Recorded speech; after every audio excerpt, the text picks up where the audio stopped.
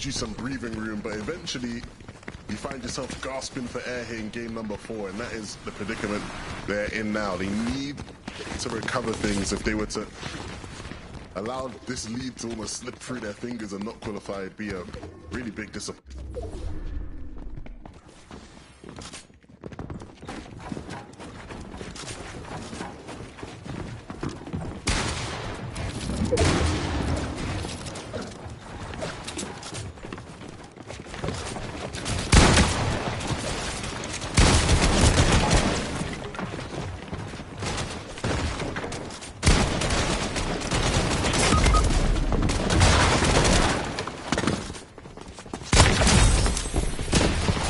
Coming very late to the party now.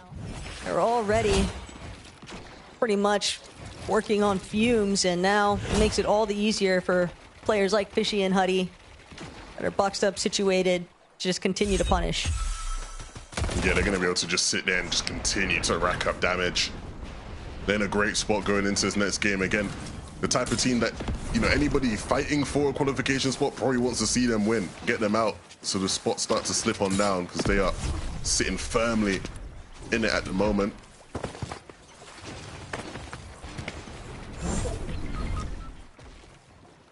Before we get to see exactly how things finalize there for iDrop and Gonzo,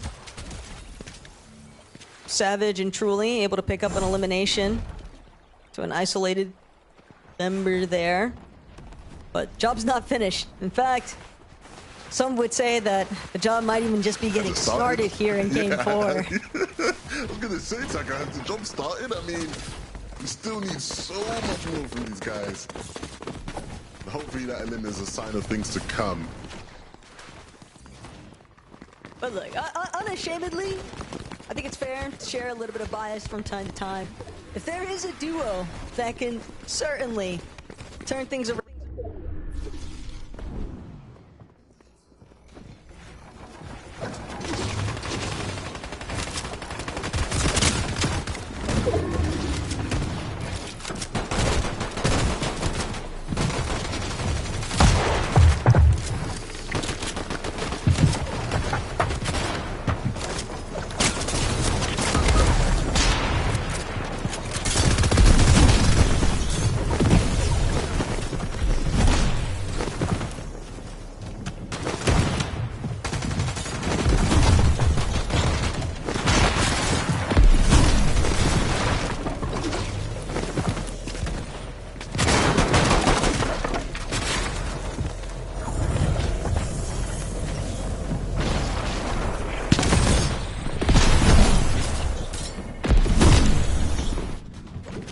that should have been a lot simpler than it was.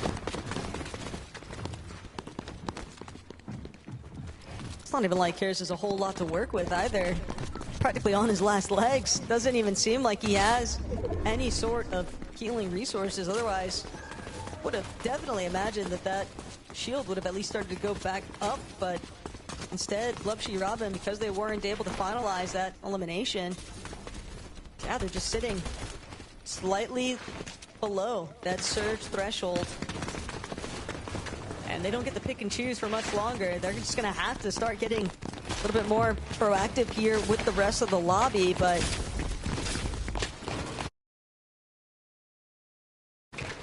might just end up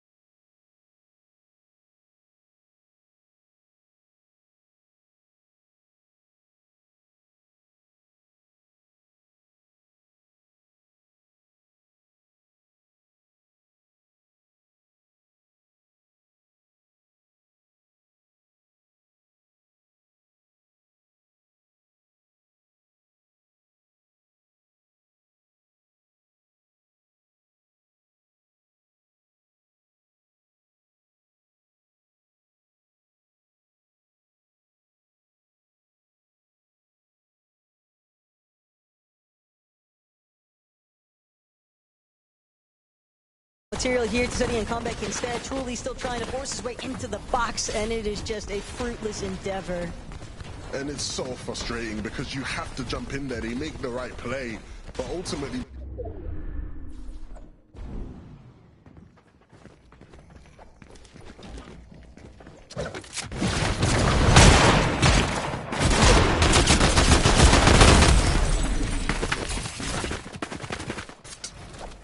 We're gonna have to see a Tsetti masterclass. And ultimately did play a little bit of a spoiler there too for Tsetti and Comeback, because like you just said, Lev, trying to navigate the remainder of this lobby as a solo is going to be very complicated, especially with the way that some teams have already opted to try and head towards height. Yusuf and Izzy will look for frontside control, but Gieres as a solo, he's just got to stay one step ahead of the rest of the pack.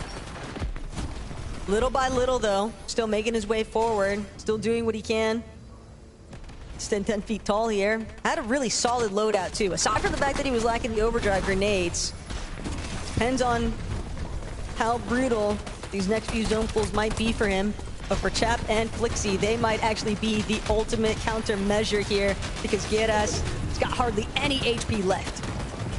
Yeah, when you look at the numbers so far today, Chap and Flixie have been one of the better teams, delivering in most categories, but they just haven't figured it out in these endgame moments. The fundamentals haven't been on display.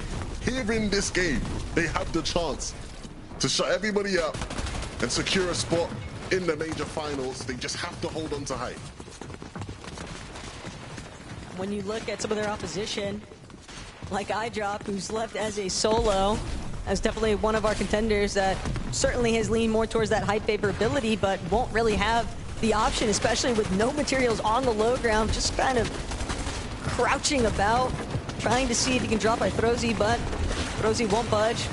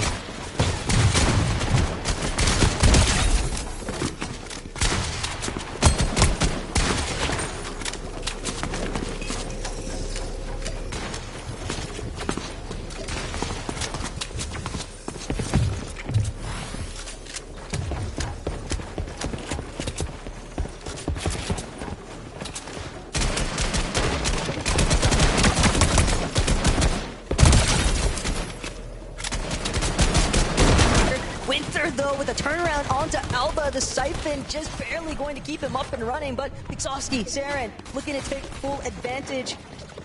Chaos that had just ensued here. Asa Turtle still seeming to be the healthiest of the bunch though.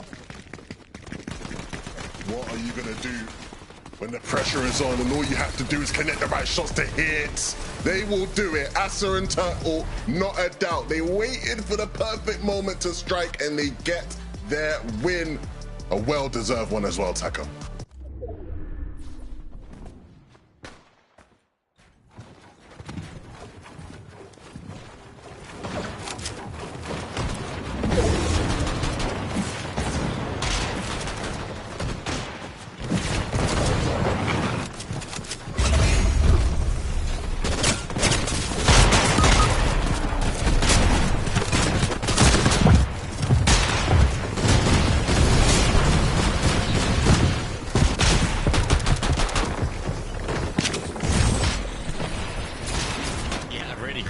Especially since they were way down on the leaderboards going into this game. This is like perfect Heat's gameplay, if you like, because the one game that they were able to actually make it into endgame properly, they took height in a really nice fashion and managed to close out with a win to Carter. That's exactly what you want to see. It was a 44th, 40th, and a 32nd coming up into this game. So nice to see them finally getting a win.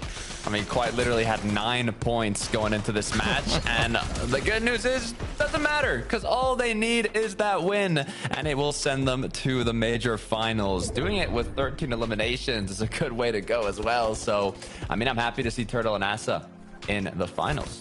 Yeah, and this is a great message and even a warning for all of the duos out there. Anyone can take a victory royale, and most of you need to fight for it like hell because there's only 10 spots and consistency for grabs now.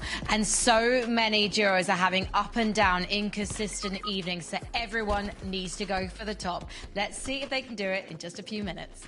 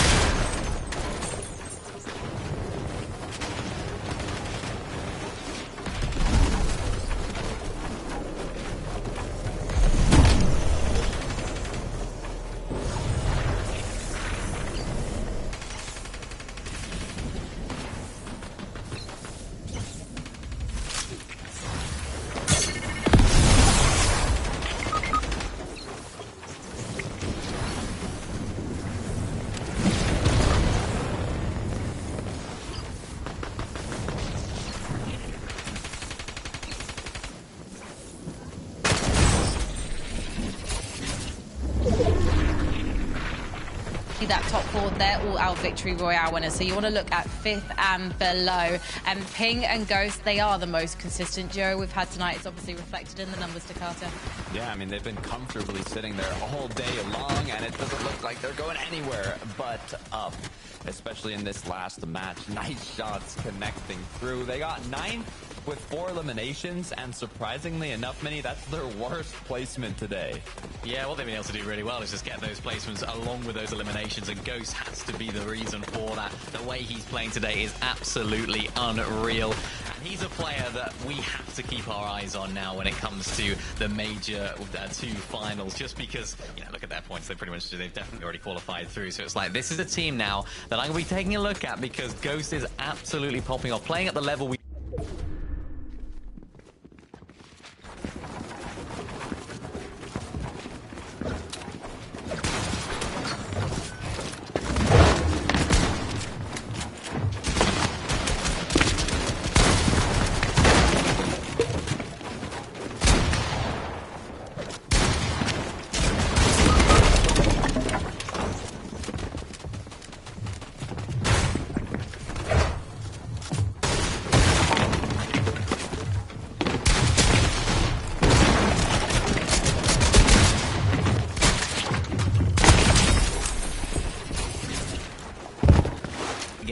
I want to actually see what exactly happened here, because chat went back into the storm, I think, to try and maybe get a little bit of extra loot. Blixie then shockwaves on up, and I think they just got height taken off of them. Was it in the back potentially? Because of course it wasn't height for them very much longer, and it was just tough. Yeah, it was that shockwave up there, I think, was it maybe that Alba of course put a lot of damage on. But for these guys, yeah, there you go, getting shot down, that was the reason why they lost height.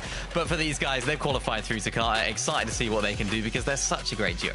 Yeah, it's interesting because they've only been in the top 10 one match. It was 7th place on the first game of the day. Since then, 17th, 11th, 10th. Like, they're good placements. It's enough to put you in qualifying range through consistency. Cutoff is currently 125 points. It will be top 15 once we'll finish this last match of the day. So they're doing good, but I need to see them get a top 5. Oh, but Takata,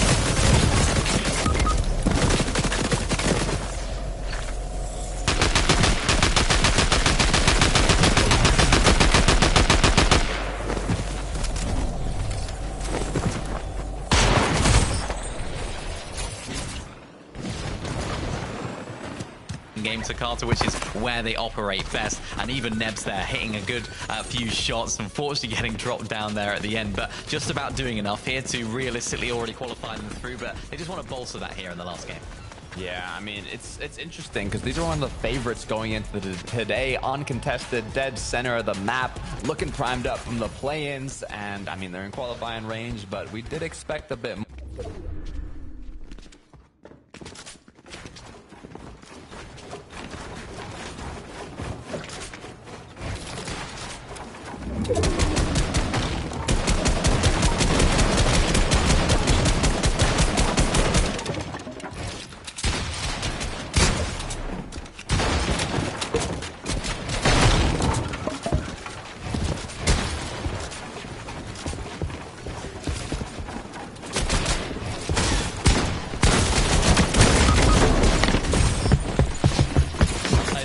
Qualifying range right now, and some who are also barely in. iDrop, Gonzo, Hellfire, Winther. It's just a little bit too much pressure for these teams with only one match left to make it happen. So taking a look at Hellfire and Winther, though, they have been getting a lot of eliminations throughout these matches, especially the most recent one with a second place 7 Elim finish, Mini.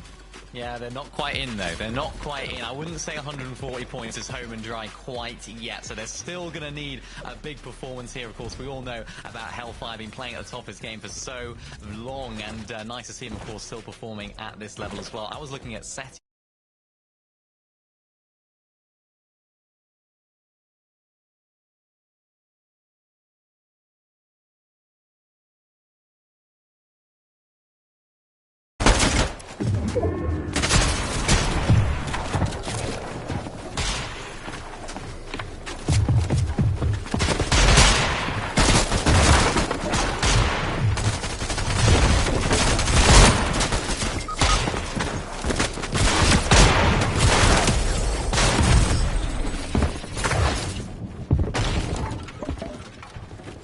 in August, and there's only a third of the spots up for grabs. That's 3 places. Major 2 finals you have to make if you want to have a chance at being a global champion. That is on the minds of all of our duos as we go into this 5th and final game of Heat 3.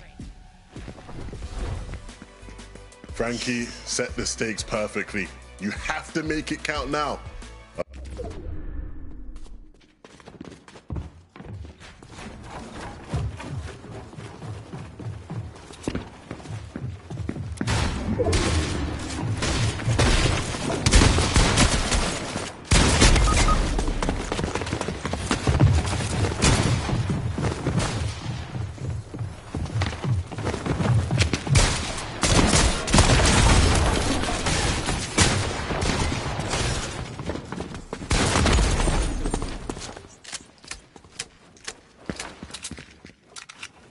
small, but as long as it's there, everyone's going to be fighting for it, and we'll get to see who actually makes it here in Game 5.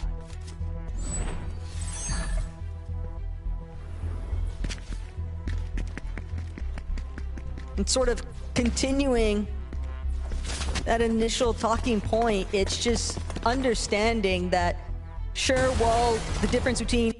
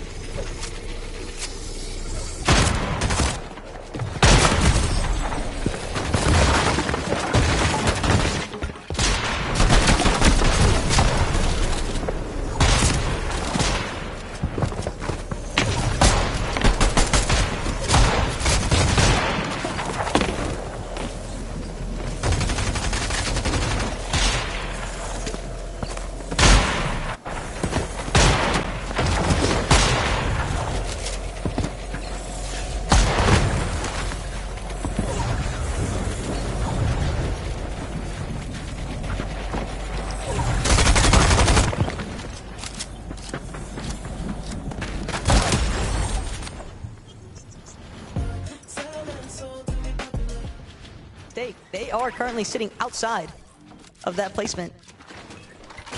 Yeah, a little bit of damage there. The fight before that, inconsequential, right? Two bottom 5 teams cannibalizing each other.